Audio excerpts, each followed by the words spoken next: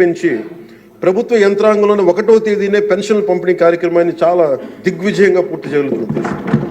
అలాగే ఆడబిడ్డలకు ఇచ్చిన మాట నిలబెట్టుకుంటూ సంవత్సరానికి 3 ఉచిత గ్యాస్ సిలిండర్లని అందజేస్తాం అధ్యక్ష. అలాగే భారత సంస్కృతి మూలం వసుదైక కుటుంబం. ప్రకృతితో మనుషులతో పాటు సకల చరాచర జీవజాలం చెట్లు పరిరక్షించుకోవాలనే లక్ష్యంతో అటవీ పర్యావరణ శాఖ దృఢ సంకల్పంతో పనిచేస్తున్న అధ్యక్ష. రాష్ట్రంలో పచ్చదనాన్ని 50% పెంచే ఉద్దేశంతో రాష్ట్ర వ్యాప్తంగా సుదీర్ఘకాలం జీవించే దేశీయ మొక్కల్ని పెంపకం చేపట్టడం జరిగింది.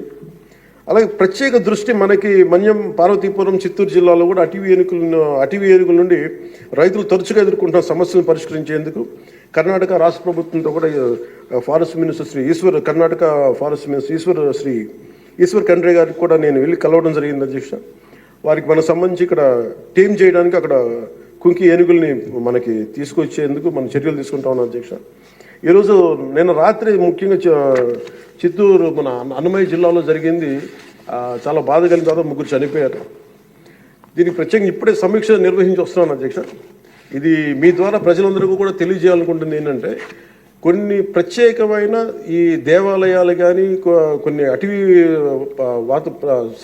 దాని కింద ఉన్నాయి అటవీ భూభాగంలో.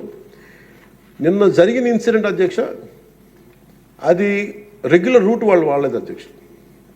ముఖ్యంగా ఫారెస్ట్ డిపార్ట్మెంట్ చెప్పింది ఏంటంటే, మీరు షార్ట్ కట్ కోసం ఎక్కడైతే ఏనుగులు ఉంటాయో అటు సైడ్ వెళ్ళారు అధ్యక్ష. ఆ వెళ్ళిన వ్యక్తి కూడా గతంలో అతని మీద రెడ్ స్టాండర్డ్స్ స్మగ్లింగ్ చేసే వ్యక్తి, అతను నాకు తెలిసి ఈ రూట్ అని చెప్పి దాదాపు 30 మందిని తీసుకెళ్ళండి అధ్యక్ష.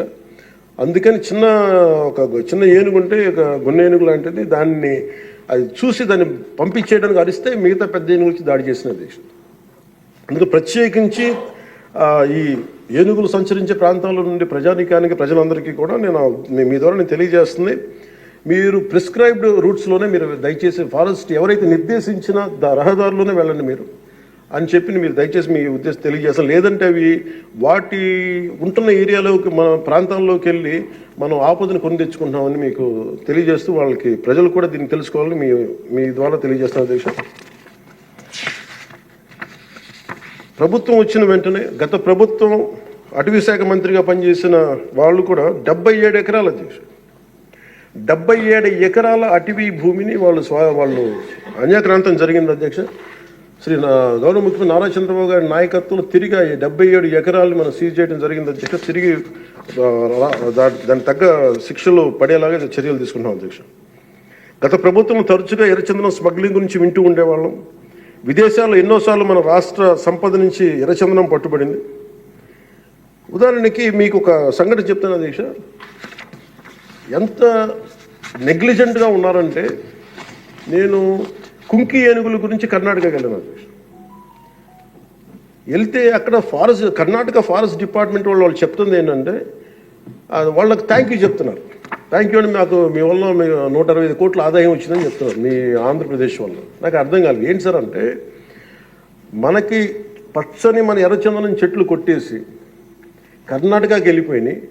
అక్కడ కర్ణాటక ఫారెస్ట్ డిపార్ట్మెంట్ వాళ్ళు పట్టుకొని దాన్ని వాళ్ళు స్వాధీనం చేసుకొని 2 విడతలుగా ఒకసారి 100 కోట్లు ఇంకోసారి 25 కోట్లు మన ఎర్రచందనాన్ని స్వాధీనం చేసుకొని వాళ్ళు ట్రెజరీలోకి జమ అయింది అధ్యక్ష.